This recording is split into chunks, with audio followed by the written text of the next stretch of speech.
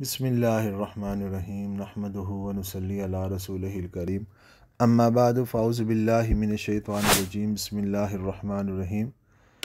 अल्लाह ताला कुरान पाक के अंदर इरशाद फरमाते हैं वअमुर अहलक बिस्सलात, अपने घर वालों को नमाज का हुक्म करते रहो, वस्तबिर अलैहा, और उनको इसके ऊपर सब्र की तलकीन करो।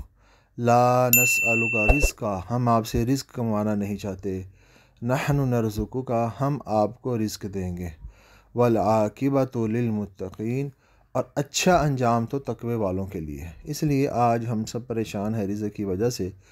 रिज़्क़ की बरकत का कुरान में जो सबसे बड़ा वादा है वह नमाज की पाबंदी पे है।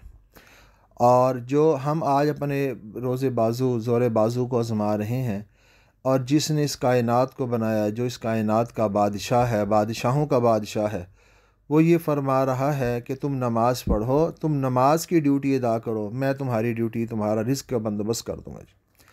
और दूसरा अमल, आप अलैहिस्सलातु वस्सलाम के सहाबी आए, हिस्न हसीन दुआओं की मारूफ़ किताब है, उसमें यह हदीस मौजूद है।